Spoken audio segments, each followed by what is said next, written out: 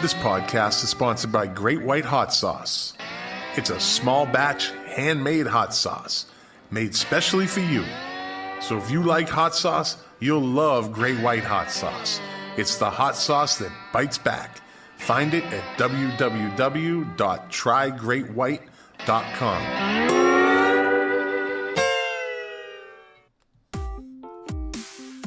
Did you know that Leonard Skinner's 1973 song Freebird was dedicated to Duane Allman? But contrary to popular belief, the song wasn't written about Duane Allman. In fact, the song was written several years before his death. So if you didn't know, now you know. And on this episode, we're going to be talking about Southern Fried Rock and all the fixins that go with it. Enjoy the show, y'all. 5, 4, 3, 2, 1, 0. All engine running. Liftoff. We have a liftoff.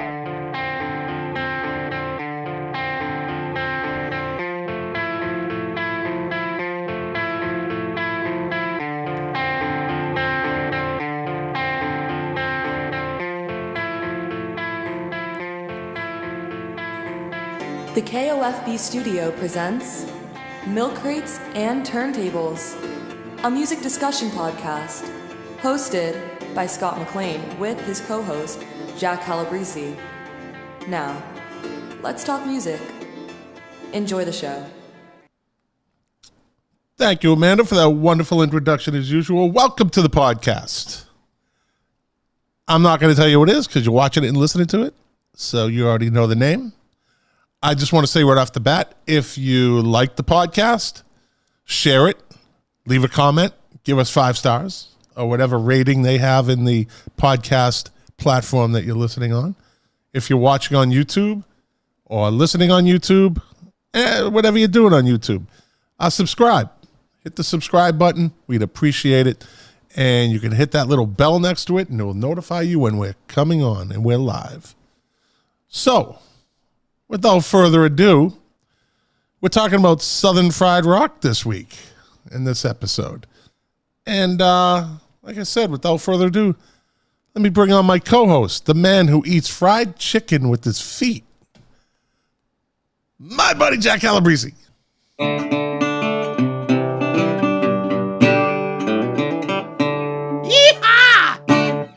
That is... I like that. Now, I will give you credit for that. Now, turn that fucking guitar around. You turn your fucking guitar. No, you. If you had a guitar, I'd tell you to turn if I had a guitar, it'd be better than yours. You're giant stupid and stuff. That's stupid. Yeah, you're stupid. That ain't no Southern hospitality, boy. So, you ready to do a good show? I am ready to do a good show. We've been off a couple weeks, so we're back. And happy Veterans Day to all the veterans out there, to my brothers in arms. Thank you. My brothers and sisters in arms. And yeah, we're talking about Southern Fried Rock. So let's jump right into it.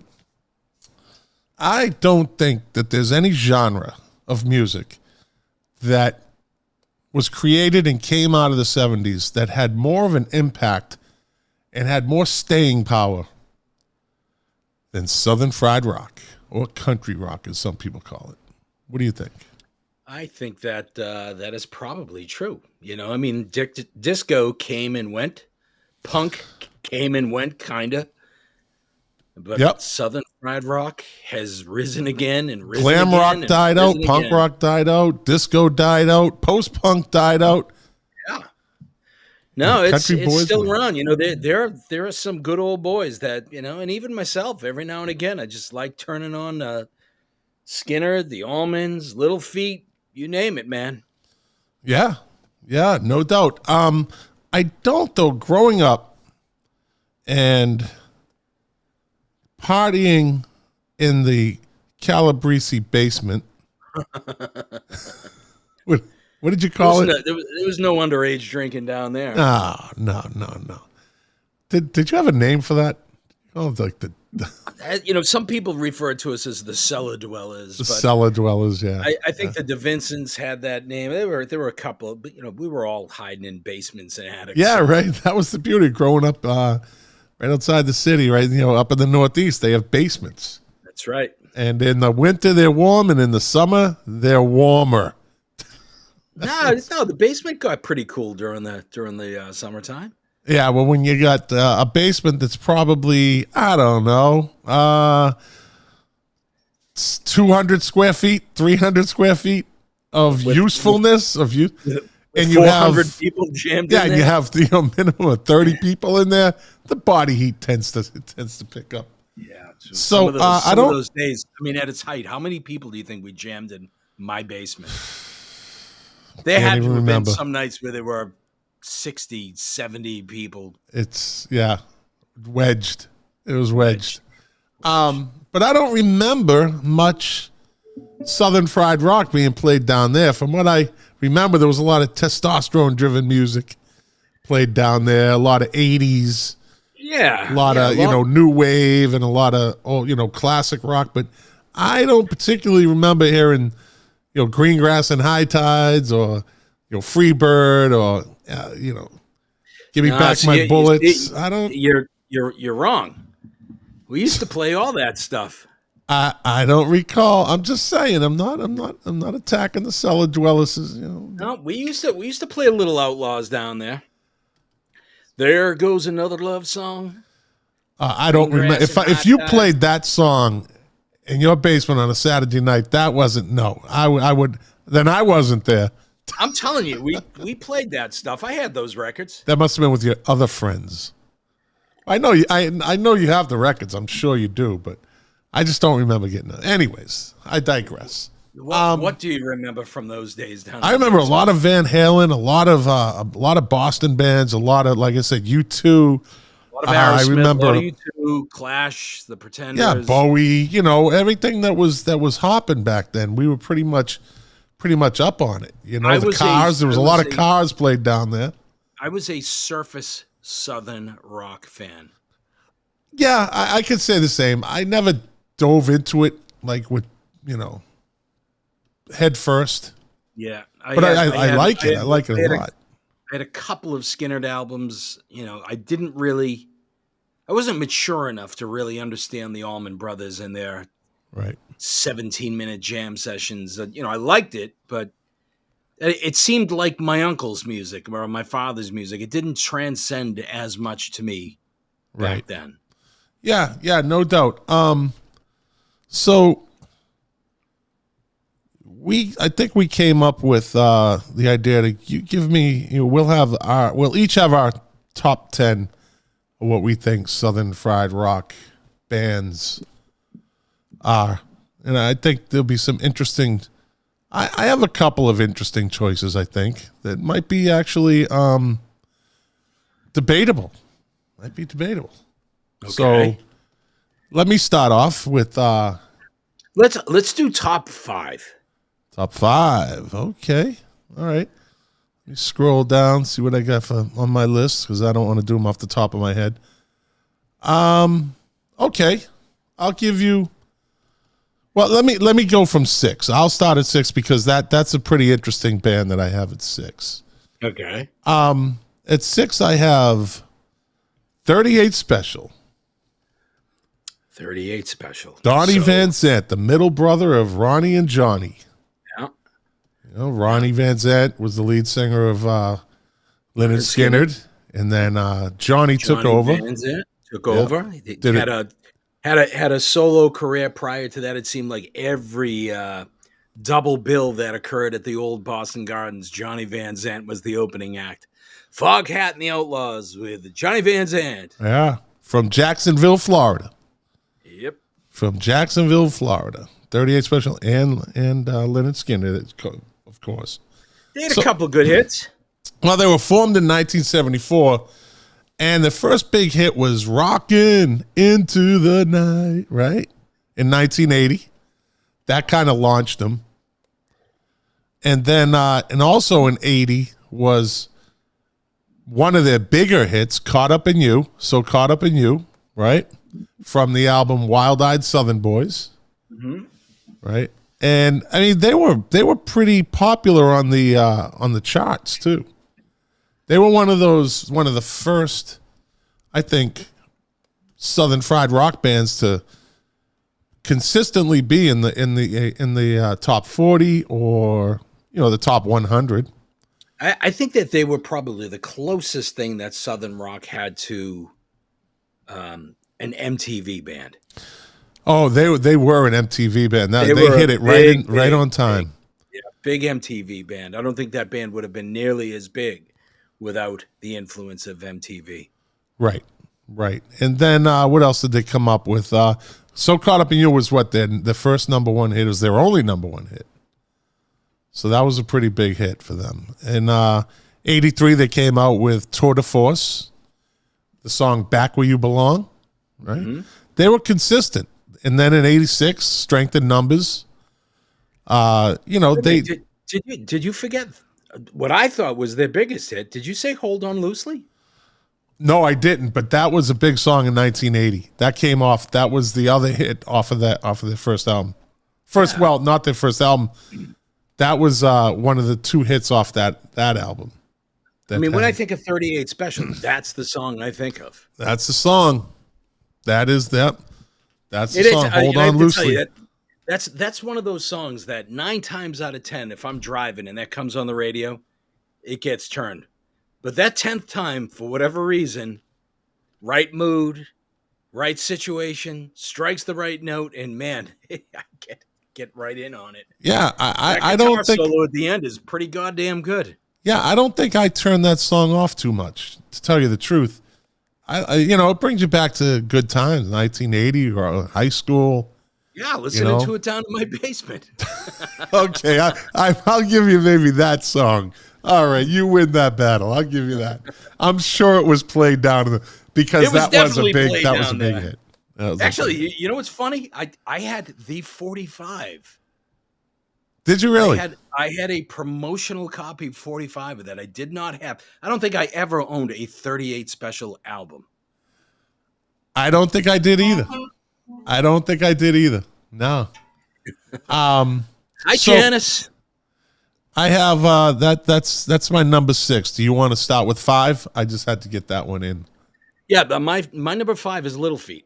Lowell George, Dixie Chicken, underrated band. There's a good chance that the majority of the people that are listening have no idea about Little Feat, but a little grittier, certainly less known than most of the other Southern bands.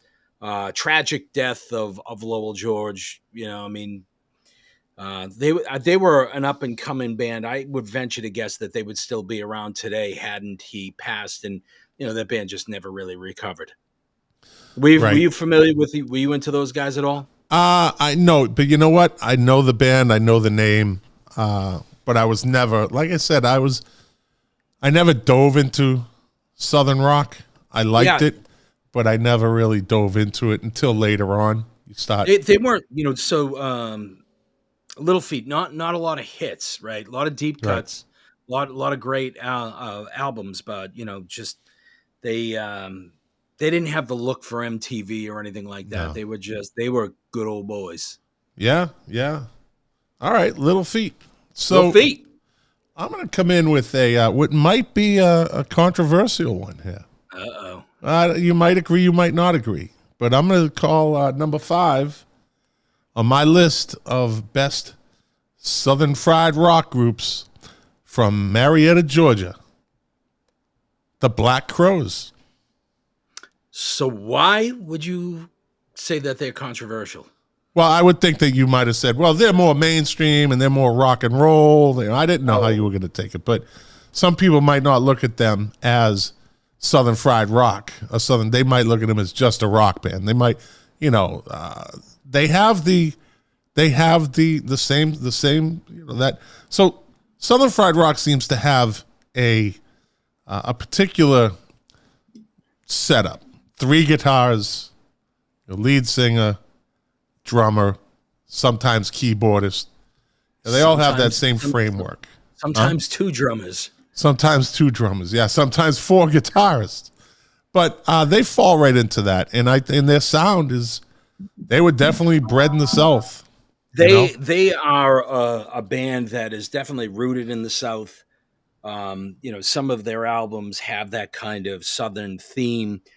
Definitely, people that subscribed and followed the Allman Brothers. They just had that kind of sound.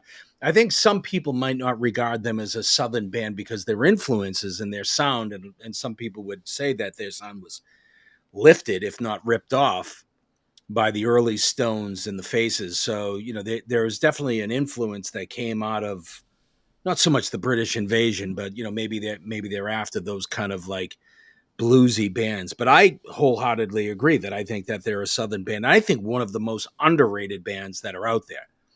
I mean, they're technically proficient, great songs, some great albums. And I think that they were overlooked partially because the controversy with the two brothers. Chris Robinson was a bit of a loudmouth. Got into the Hollywood scene. Yeah. Kate Hudson.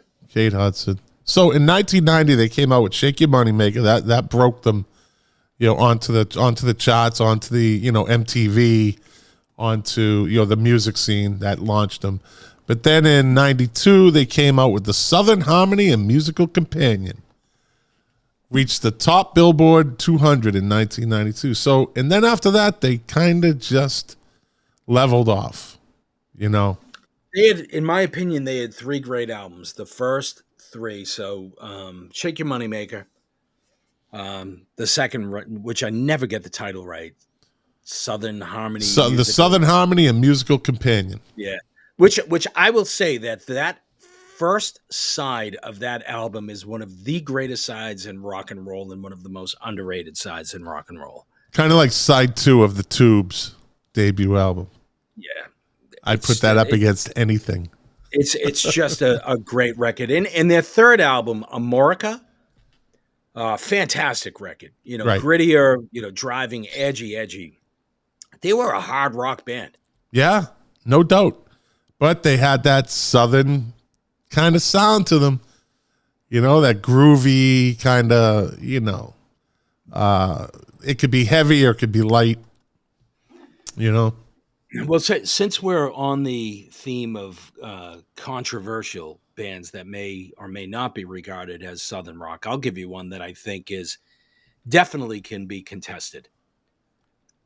Tom Petty and the Heartbreakers. I got them as number 4 on my list. Yeah. I got them as number 4. Are they a Southern out of Gainesville, band? Florida. Yeah. Are they a Southern band? Yeah. They are a Southern band. Southern band. Not labeled as such. Like most people, the average fan, the passive listener would never look at Tom Petty and the Heartbreakers as being Southern rock. Right. So let's get back to the Black Crowes for a second. I think the Black Crowes were never labeled as a Southern rock band because that name kind of started belonging to groups like Leonard Skinner and the Allman Brothers and Molly Hatchet and groups like that. And it kind of stuck in that deep South type of sound. They were like the rebel flag groups, And the Black Crowes came out when Southern Fried Rock it's still around, but it didn't have the oomph that it had in the 70s into the 80s, right? So I don't think that, music people really look at it. They don't talk much about Southern Fried Rock anymore, Southern rock or country rock, So they got just kind of bundled into rock. I think the same thing with Tom Petty and the Heartbreakers. I think that the band is set up just like a Southern rock band should be. Multiple guitars, drums, keyboard, lead singer, but they're out of Gainesville, Florida, and their sound is that type of unique Southern sound if you really listen to it. Well, Tom Petty actually went further than that, and I think his fifth album or sixth album, Southern Accents, was about being from the South. Yeah. As a matter of fact, when he was out on that tour, when they used to play the song Rebels, at the end of the show, horn section and lights and all that, they would unveil a giant Confederate flag. Yeah. Something that he said that in the later days that he regretted. Blah, because blah, of, blah. Because of all the controversy. Right, he's just trying to keep them off his back. But you know what? Before you leave Tom Petty, I would venture to guess that if you went out on the street and you asked people that knew Tom Petty, that 9 out of 10 of them would think that he was from California. Right. I agree. I don't think they would think he's from Gainesville, Florida. American Girl was on the debut album, and it actually references in the song, it says, out on 441, like waves crashing on the beach. 441 is literally right up the street from me, and I'm in South Florida. It runs kind of the length of the state, 441. So yeah, from the beginning, he was using references. Yeah. And a lot of people think it says that old 441, like a car, the 441 GTO or anything like that. I think they don't really get the 441 it's a road. It runs right up Florida, bottom to top. So, all right. So we agree on Tom Petty. Absolutely agree on Tom Petty. I'm going to move into this might be a little controversial. I wouldn't say controversial. It might be debatable, right? But I think they are. And this group, I have them as number 3 from Dallas, Texas. ZZ Top. Oh, boy. Here we go. Boy. Yeah. I don't know, man. What? That's a tough one, I mean, I look, I don't disagree with you, but when I think of the South, I think of the Southeast. I think of Mississippi. I think of Georgia. When you start getting out into Texas, I don't know. It skirts the line. So the sound, the style. But I don't disagree with you. I mean, ZZ Top, swampy, bluesy. Come on, for Christ's sakes, those guys for years walked around with 10-gallon hats. Well, they were from Texas. They were from Texas. Yeah. But they also consider themselves, the South in a sense, It is the South. Yeah, it's just the Southwest maybe. But it's not, it doesn't say, it's not Southeastern fried rock. It's not South. But I think that they fall into that more than they fall into rock and roll, straight classic rock. I think they fall into that category of Southern rock, because Southern rock is actually made up of, it's Americana, it's blues, it's rock and roll. It's got it's a unique mix of music that forms a sound, right? Yep. So, yeah, I'm going to go with ZZ Top. From Dallas, Texas. Debut album was called? Shit, I can't remember. Wait a minute. I can't remember. I know you know this. It's actually ZZ Top's first album. Yeah. Because which, how can you go wrong? It's not like the debut album. It's called ZZ Top's first album. All right, so that's my number 3. What do you got? My next one, you're gonna hate. Oh, okay. And they're not my number 3. They're like my number 4, I think. Is a band that, again, I don't think is regarded as a Southern rock band, but very Southern rock and very popular, especially in Europe, is the Kings of Leon. Was never a fan. Great band, especially their first 2 albums are just. I tried. You told me to listen to them. I tried. I did, and I just don't. I don't get it. Like they're just not for me. I get it. You're an older guy. You don't understand newer music, even though these guys have been around since 1999. All right, buddy. All right. Last show you exited yourself by yourself. I might exit you by myself. Keep that up, buddy. Keep that old. No, I tried to listen to them. I just never. I've seen them. Whatever. You see them pop up on the radio, and I'm just like, not a big fan. I'm telling you, those first two records are just absolutely tremendous. But in all fairness, even though they're from, like the Nashville area, they're, somewhere around Tennessee, they don't have a very Southern sound. So I mean, let me ask you this then. Ask me this. Good. If they just because they're from the South, yeah, does that make them Southern rock? Isn't again, Southern rock its own genre? It's got its own sound. Like there's groups from Georgia that are just rock and roll bands. They don't consider themselves Southern rock, or from Florida or the Carolinas. They're just rock and roll. I think Southern rock, it has to have a specific sound to it. Like you can differentiate it from regular rock and roll. Classic rock and roll. It's a bunch of horse shit. I think you're just saying that to spite me. I think you're spiting me right now. I just think you're making shit up. I'm not. How can I make that up? How do you make stuff? It's not like I'm stating facts here. How do I make that up? No, Southern rock has its own sound. Okay. So what is that? Oh, wait, hold on. I'm sorry to interrupt, Jack. We usually respect each other's, time, but Space. My buddy Andy Mura from Australia, he's watching from Australia, says, you're talking too much. I believe he's talking about you, Jack.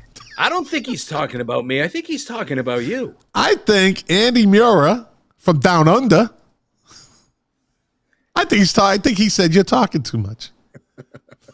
So, I don't know. Maybe not. I know he's certainly not talking to me. Of course not. How could he ever be saying that about you? So let's get away from the Australian guy. He's a great guy, by the way. Andy's a great guy. Get back to this. What do you think? Listen, I'm making stuff up. No, listen. You listen. No, you listen. No, you listen. You shut up. Didn't we already go through this? Geography has little to do with Southern rock. It's to your point. That's it. I'm leaving. Don't you dare leave. Dare leave. I'm leaving. Come on, go.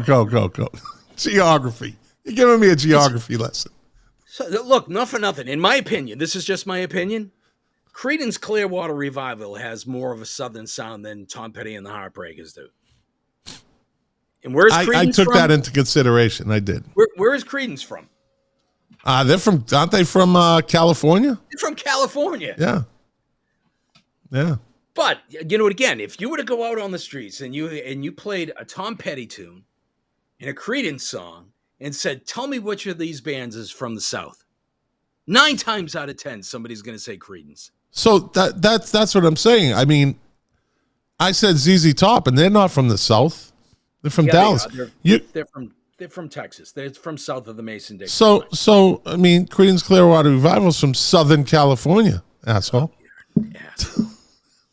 So top that. Come on. So I agree with you. Actually, so the Eagles. So if we're talking about geography, right? Just south of the Mason-Dixon line. You know who one of my favorite Southern rock bands is? The B-52s. Yeah, buddy. There you go. But like I said, there's bands from Georgia that just a different type, REM, right? You know who they're one not of my Southern favorite rock. Southern band is? Because they're south of the Mason-Dixon line. Matchbox 20. They're out of Orlando, Florida. Oh, way deep in the snow. No. Where's Dave Phillips, king of the 45s? He taunted me for a week after last episode, he would just comment everything had to do with Matchbox 20 or Rob, whatever his name is. Rob Thomas. Yeah, you would know that, wouldn't you? I know a little bit about music. Yeah, because I don't know anything about Matchbox 20. Let's put it that way. Let's get back to what we're talking about. You always derail the show. How was he taunting you? What was he doing? Yeah, he sent comments on Facebook. I would post a picture of a cheeseburger. He'd say, "Oh, Rob Thomas loves cheeseburgers." I'm not making that. I mean, everything was, "Oh, Rob Thomas has that kind of car." So, yeah, I got taunted for that. But back to the show. You always derail us. Why do you do that? I didn't take. Do you try to sabotage this so you can get off early? I didn't take. Jackie's tired. Jackie got nappy time. Jackie had no nappy today. Jackie had long, hard day. Had to present to board of directors. Okay. Anyways, Mr. High-powered executive guy, Insurance executive, whatever you are. I'm retired. That's all I know. Southern. All right, fried. number 2. Let's get to Sorry. I think number 2 and number 1 are probably. I think we're in agreement. It just depends on which one is 2, which one is 1, and I would say number 2 is from Jacksonville, Leonard Florida. Skinner. Yeah, from Jacksonville, Florida, Leonard Skinner. Leonard Skinner. Right. The epitome of Southern rock. The epitome. All right. I mean, I'm not going to argue with you on that, but I could. Wait a minute. Are you seriously saying Jesus Christ. that they are not? First off, dipshit, they're your number 2. That's why I'm saying they might not be the epitome, dipshit. Maybe my number 1 is the epitome, dipshit. How can you possibly claim that Leonard Skinner is not? They are Southern rock. They are Southern rock, and I agree with you. And you're just looking for fights tonight. I don't know. You're looking for a fight, buddy. I'm not. I'm gonna say that I said I didn't say no. I said it's arguable, it's debatable, but I don't think they're the epitome of it. Mm-hmm. All right, that's fine. I think this is going to be a short show tonight. This podcast is. We can't skip a week anymore, buddy.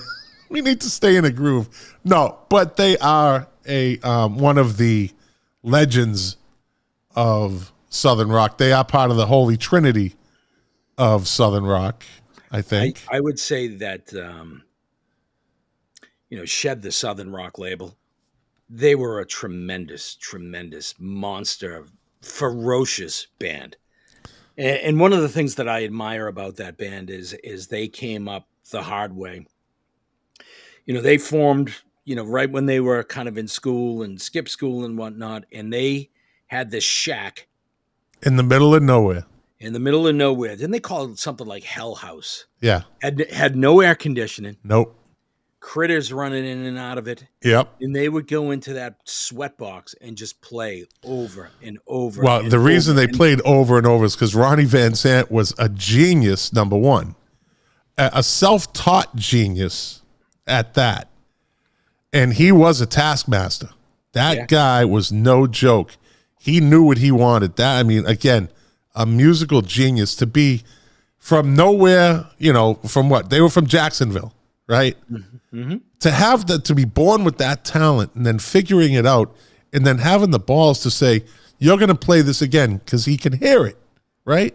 That is a natural born talent that very, very few people in this world, if they have it, know how to, form it and grow it and make it happen, right? And then they had the poor bastard that had to stay there every night to make sure no one came and stole their equipment. They would alternate, wouldn't they? But I mean, not just Ronnie Van Zant, but Gary Rossington and Alan Collins. I mean, those guys were just incredible guitar players. Yeah. Yeah. Actually, you know what's kind of funny there, since we're talking about Leonard Skinner. Not that it's funny, but I get an email from this site. It's an auction house, and they sell like old guitars and stage gear and that type of thing. And one of the more weird things that was on the most recent auction is they had a framed kind of shadow box, like a deep frame. And inside the frame were maybe 15 or 20 artifacts from the plane crash. Oh, that's morbid. Isn't that weird? That's morbid. That's morbid. It had like, pieces of the fuselage, and, just weird stuff. I mean, just, man. Yeah. But there's freaks out there that like that shit. Yeah, I mean. And they brag about it. I got pieces of the plane that Leonard Skinner died in. In some regard, I get it. It's a piece of history. It's a commemoration, but that's not something I would ever hang in my house. No, like I said, that's morbid. When you start looking at something that's related to death as a souvenir, Yeah. Hey, I heard Jack the Ripper's knife is up for sale. I think I'm going to buy it. Yeah. It's like, so come on. So let's talk a little bit more about Leonard Skinner. So, again, I think that they're somewhat overlooked. I think it's sometimes the Southern rock thing is a bit unfair, and you got kind of labeled as such. And Leonard Skinner was a great Southern rock band, but they were a great band altogether. And if you look at those early days, if you watch like a documentary on them, even if you read some of the old reviews, when they were first coming up, they played their own shows in smaller venues, but when they started to break into the bigger halls, they did it supporting the bigger acts. So they opened for The Who. They opened for the Rolling Stones at Nebworth. And over again, Leonard Skinner blew those guys off stage. And it was probably because of the fact that, if you're talking about, the middle of the 70s, the Stones, for the most part, were pretty strung out. The Who, for the most part, were pretty strung out. Had been on the road for a number of years, and here comes Skinner, hungry. Not that they weren't strung out, too. I'm sure that they had their fair share of partying and whatnot. Oh, yeah. Those boys wanted it bad, and they wanted it bad. And the whole plane crash thing was just dumb. What did the pilot, panic, and he dumped all the fuel? Yeah. It was unnecessary. They ended up in some, Mississippi swamp or whatnot. Yeah. So, they had that tragedy, and nobody ever thought that Leonard Skinner would be around again. And then, for a little while, they tried to, reform with the whole Rossington Collins thing, which was... It was short-lived. They had a hit in the 80s, a hit or two in the 80s, but that was it. Yeah, Don't Misunderstand Me. Yeah, it wasn't a bad song either. Yeah, one hit, but I remember, people talking about, I saw Rossington Collins. They played at the Orpheum, and they did, a bunch of songs of their own, and then they did Freebird with just an empty mic. Yeah, and then they jammed out at the end. It was like, oh yeah, that's great. Yeah. Yeah. And then they got smart. And they got Ronnie's little brother, and they were a mega touring band for years and years and years. Still are. Places, over and over again, and just had a really long run. And thank God for them being able to do that, because those people were able to have a really great living even after all of that, that tragedy. I mean, who would have ever thought that Leonard Skinner would rise again after the real main, heart and soul of that band, Ronnie Van Zant, being gone? And then you had and then it turned into, business got in the way. And I guess Ronnie Vance, was it his wife that was kind of running the show? And then his brother Johnny kind of took over. When did they get rid of the drummer?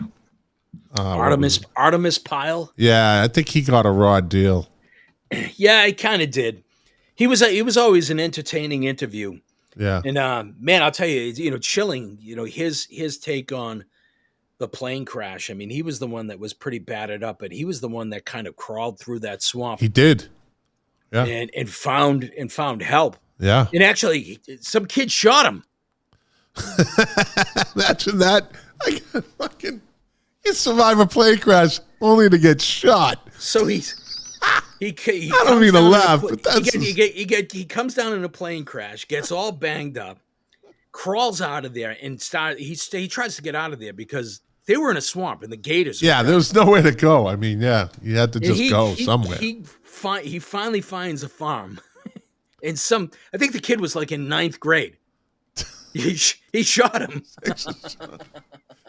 You can't make that shit up. That's a rough night, man.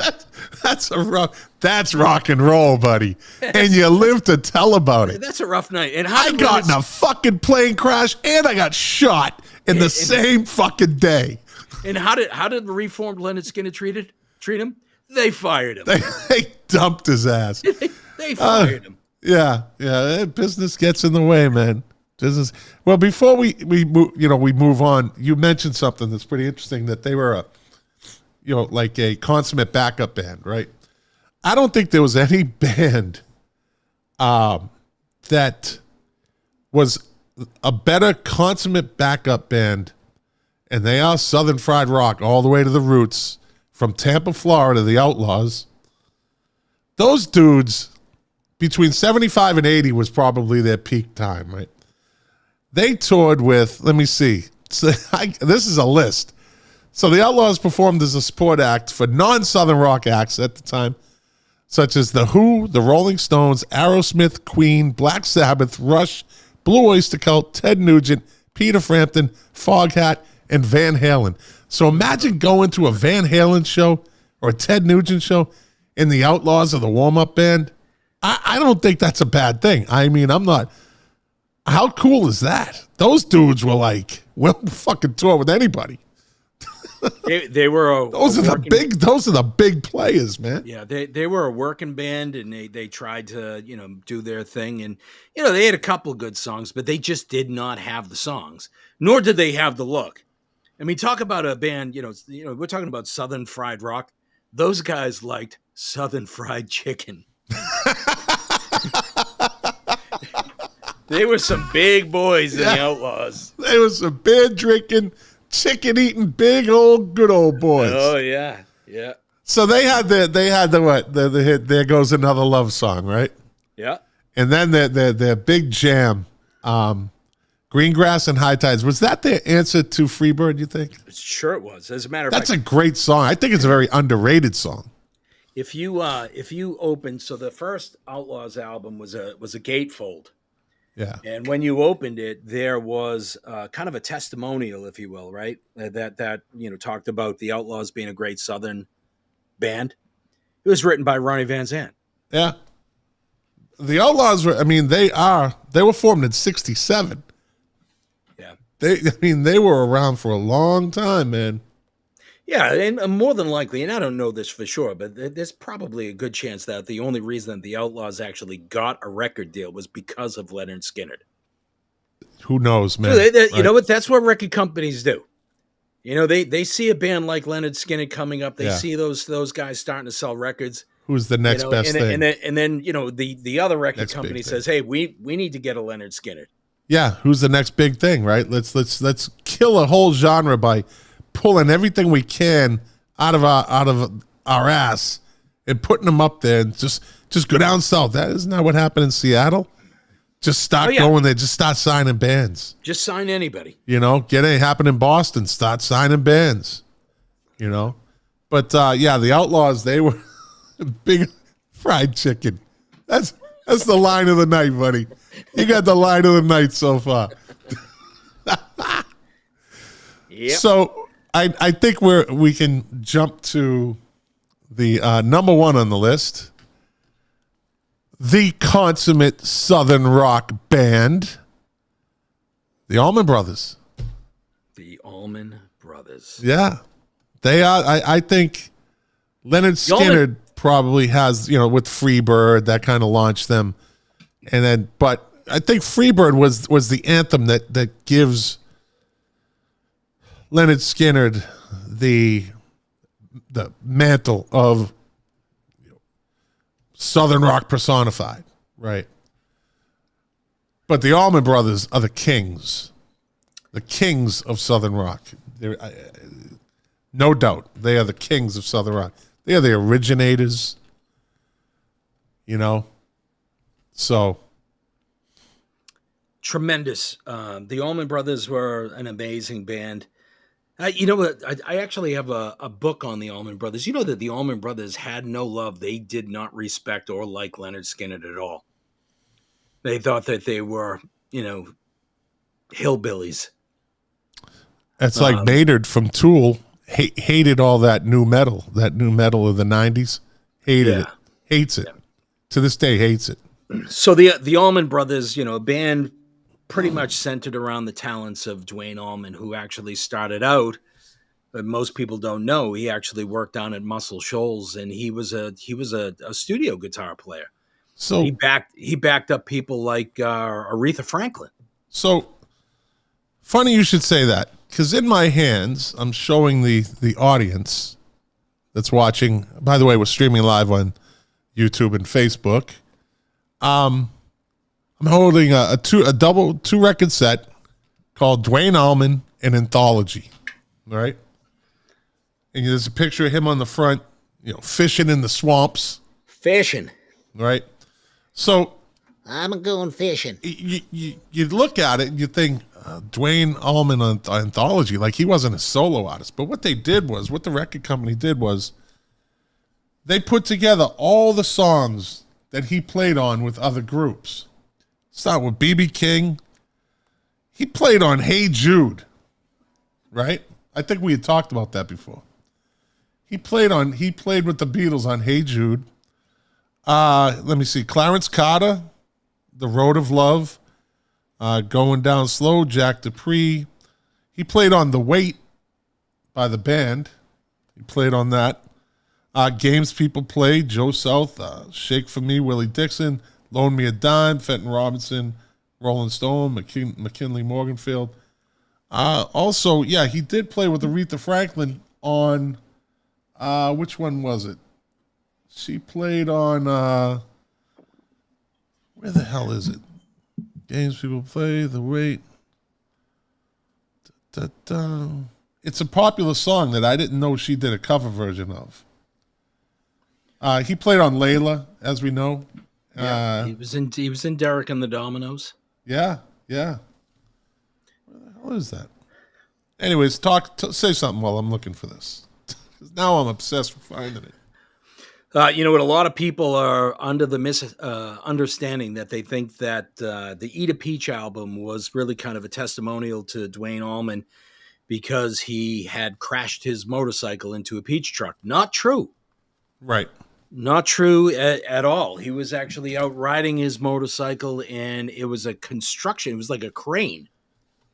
And he actually tried to avoid the truck. He actually hit the back end of the crane. He hit the ball. Like there's like a ball back there. Yeah. He got messed up.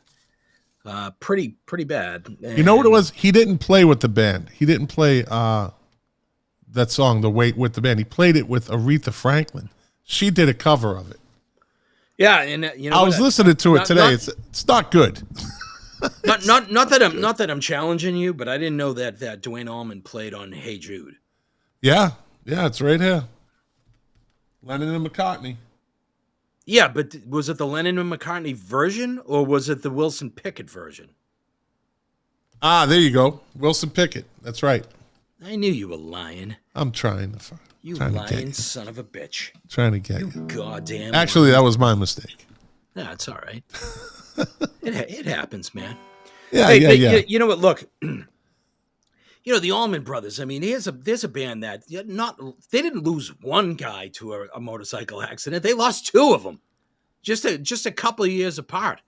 1 year apart. It was 1 year apart, almost to the day. That band had its share of tragedy, but yet they rolled on and on and on.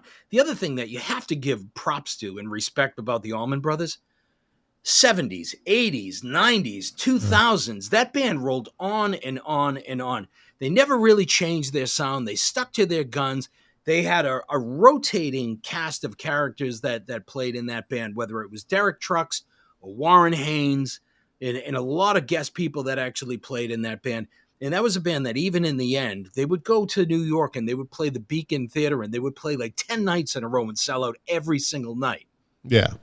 And some of those people in the audience were there every single night. Oh, yeah. Yeah. And so story goes, their classic, ultra classic album, Live at Fillmore East.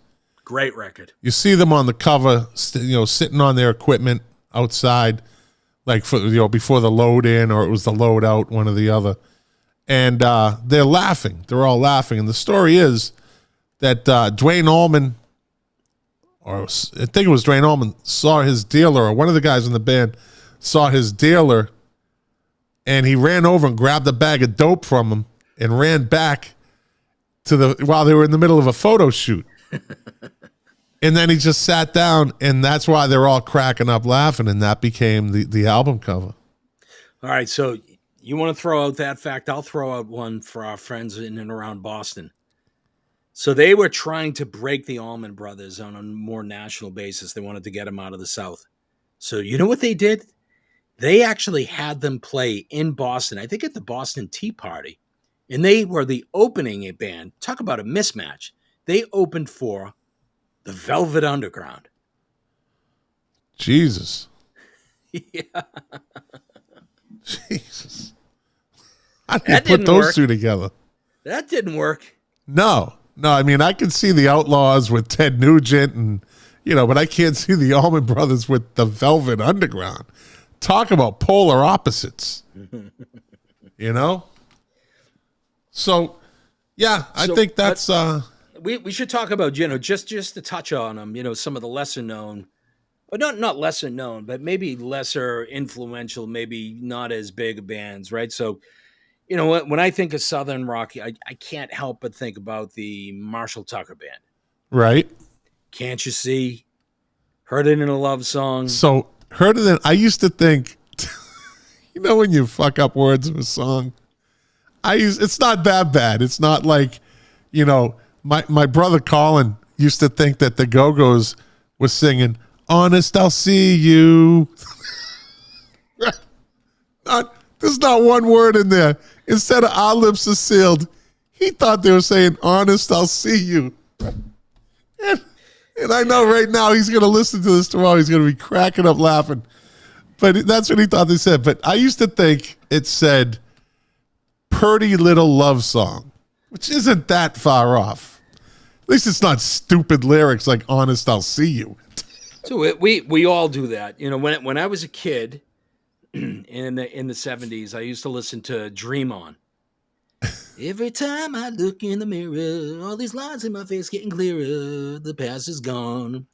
Fleetwood Mac. Oh.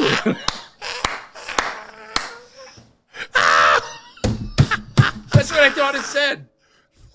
Fleetwood Mac. They're giving a shout out to Fleetwood Mac. What the fuck? Why would Aerosmith? Fleetwood Mac. I don't know. I was a dumb kid. Didn't you think, why would Aerosmith be giving a shout out to Fleetwood Mac? What the? It's what happens smoke when a bowl? It's what happens when you eat a lot of paste when you're in third grade.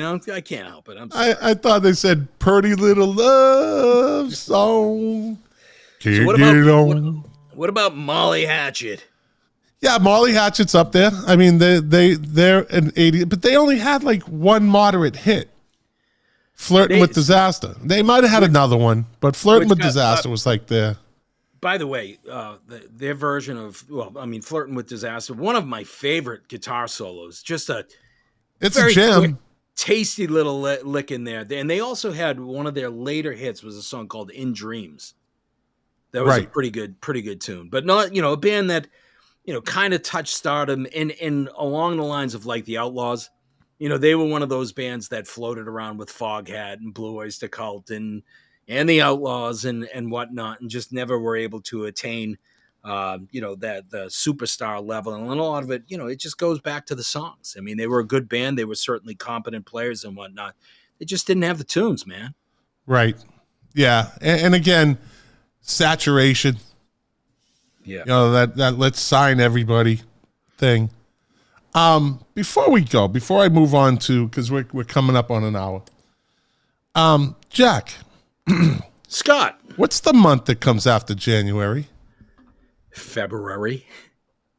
Say it again. February. No, but how do you say, I mean, I know you're making fun of me, but how do you? I don't know. It's February. Is that what it is, Jack? It's February. No. If I don't make me bring up the tape, I will bring it up next episode. Oh no, you had a lot of fun at my expense with because I said, and you were like, February? Where's that R come from? Where's that R come from? Do you go to the library too? Oh, no, you had a lot of fun with that, Jack. But you know what, Jack? Jack has turned into a jackass because I was right and you're wrong. How do you spell February, Jack? F. Come on, Mr. High-powered insurance executive. Come on. F-E-B-R-U-A-R-Y. Say that. What comes after B? R. But you're the one that says it's February. It's February. What, do you go to the library? It's February. Oh no, I said February, and you're like, how did you say that again? No, say that again. You can't even say it. You're the one that said February. You illiterate. How did you climb the ladder?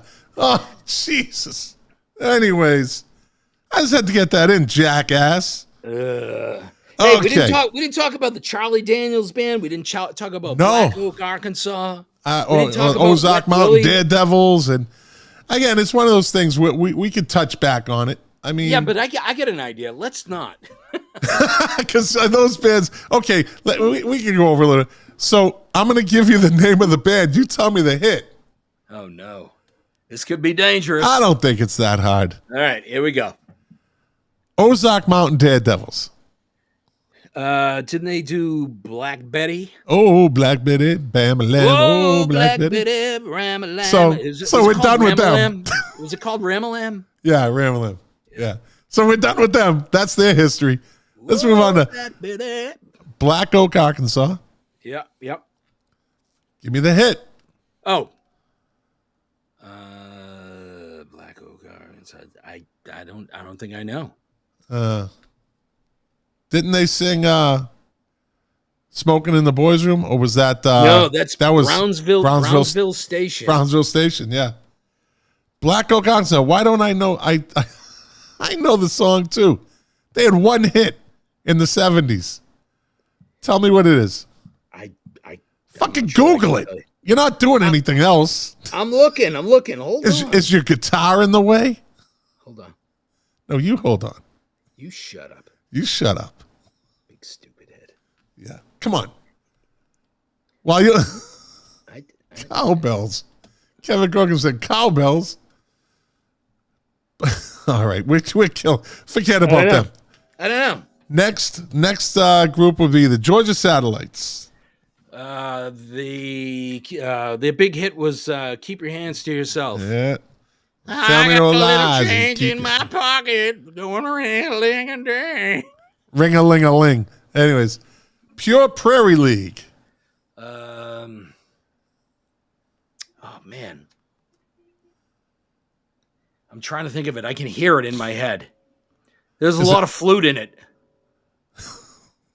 No, what was that's it? Can't You See as the flute. What's You See? The song? Pure Prairie League. Amy, what you want to do? Yeah. I think I could stay with you. Should I keep singing for a while? Longer if I do, yeah. All right, yeah. And actually, they're from Ohio, by the way. Yeah, I wouldn't call them. No, come on. You're just making shit up now.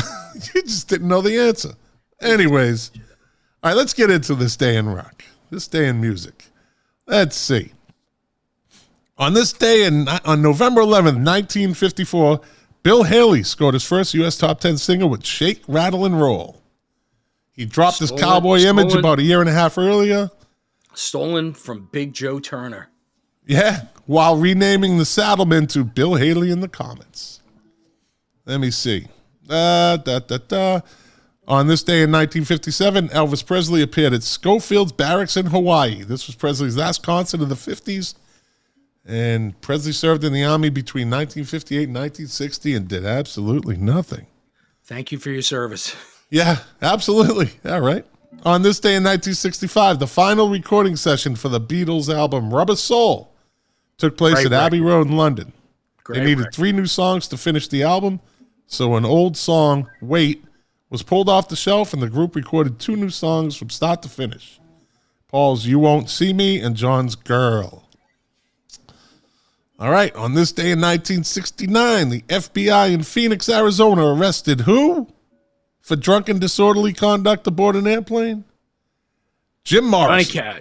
Jim Morrison. Yep. He was on his way to a Rolling Stones concert with actor Tom Baker, had been drinking and annoying the stewardesses. The pair spent the night in jail and were released on $2,500 bail. On this day in 1972, the Allman Brothers band bass player Barry Oakley was killed when his motorcycle hit a bus at the same intersection as former band member Duane Allman, who had died a year earlier. Oakley was 24. Duane Allman was 24 when he was died, just 3 days short of his birthday. On, I think it was October 29th or 28th, I think Duane Allman had died. On this day in 1972, Gilbert O'Sullivan was at number one on the UK singles charts with Claire. That's actually one of his, that's one of his forgotten hits. Yeah, let's forget it. Let's forget it. Moving on. On this day in 1973, 30 U.S. radio stations broadcast a live Mott the Hoople concert. In reality, it was the band recorded in the studio with an applause dubbed in. They're not the first or last band to do that. Yeah. Kiss Alive won. Well, let me quote the great Johnny Rotten. Ever feel like you've been cheated? Great Southern band. Yeah. Yeah. On this day in 1978, David Bowie played the first night of his 8-date Low Heroes tour of Australia and New Zealand. On this day in 1978, Donna Summer started a 3-week run at number one in the U.S. singles chart with her version of Jimmy Webb's, which is one of the best remakes ever. Who's this? Donna Summer. What was the song that hit number one on the U.S. singles? Not Wichita Lineman. No, Donna Summer didn't sing Wichita Lineman. Jesus. I know that. MacArthur's Park. MacArthur's Park. Yeah. Originally sung by? Jimmy Webb. Or, no, what was it? Richard Harris. Richard Harris, yeah. Yeah, both good versions. I never understood the icing and the cake thing, and I left it out in the rain and the icing, and I never understood the lyrics. I think he was tripping on acid when he wrote it. It's all deep. But Jimmy Webb, great songwriter. Yeah, when he's on acid. And this day in 1978, the Cars released My Best Friend's Girl, the first picture disc single commercially available, which went on to be a number 3 hit in the UK charts and on the American top 40s. On this day in 1982, Prince kicked off his 87-date 1999 North American tour at Soldiers and Sailors Memorial Auditorium in Chattanooga, Tennessee. Woohoo! On this day in 1983, Mick Jagger appeared on the UK TV show The Tube to defend the video of the Rolling Stones' latest single, Under Cover of the Night. That was a pretty good video, too. They're down in South America and whatever they thought it had been banned. The fucking Brits are worse than us. I don't care if you're listening in England right now. I said it, so what? On this day in 1986, we just lost our one listener in England. Hey, didn't we break the you got something saying that our podcast broke the top 100? And how do you celebrate that? You just pissed off the whole goddamn country. We broke into the top 100 podcasts in the UK. And apparently they're not big podcast people over there. And I'm dissing them. Okay, on this day in 1986, Pink Floyd issued a press statement stating they intended to continue using the name without Roger Waters, and were recording their next album. That got to a heated court case. Let's see. Oh, okay. Talk about a band. Get your shit together and play and make music. Look, you don't have to get along with everybody. You don't have to love everybody you work with. Go out and make beautiful music and make a bunch of money and make your fans happy. Instead of one of them being a piece of shit political activist who's, anyways. Whatever. On this day in 1989, Lisa Stansfield was at number 1 in the UK singles charts with Been Around the World and I can't find my baby. I don't know him. Which was actually referenced in a Biggie Smalls song. A great Southern rock song. Let's see. What else we got? On this day in 1990, a 21-year-old AC/DC fan died after being attacked outside the Brendan Byrne Arena in New Jersey, where the band were playing the gig that night. Britney, Coldplay. I don't care about them. All right, let's get on to this day. Whose birthday it is? You know, Coldplay let's fan? see. Huh? You don't like Coldplay? They're okay. Coldplay? I think they peaked. Let's see. I don't think on who was born this day that really matters. It doesn't look like anybody. Anyways, all right, yeah, enough of that. Anyways, there you go, buddy.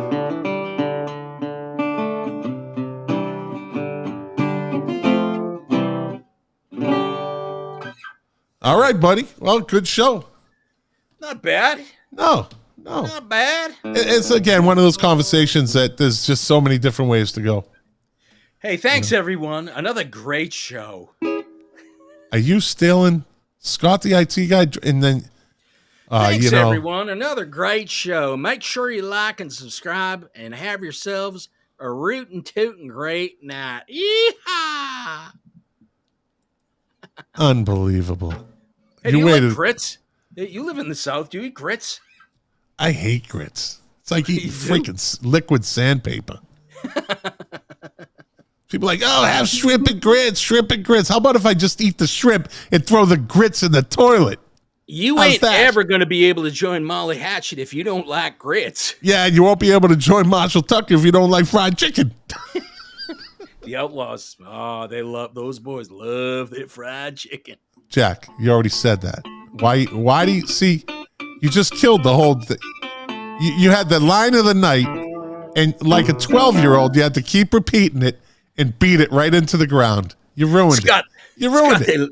They love their fried chicken. You had the line of the night. You just love their fried chicken. And you just went and repeated it like a 12-year-old. Look, I said it funny. Anyways, Jack, my boy, I love you, buddy. Always a pleasure. Love you coming on. Well, you have to come on. I'm trying to be nice to you, and now, see? What am I, Britain, and you're me? I'm sorry. Disrespecting me? I'm very sorry. Okay. Well, listen, everybody. Thank you for listening. I'm going to read it. I don't care if you already read it. I'm going to read it. Scott the IT guy wants me to read it. So, thanks, everyone. Another great show. Make sure you like and subscribe and have yourselves a rootin' tootin' great night. And we'll see you next week. Jack, stay on. Okay.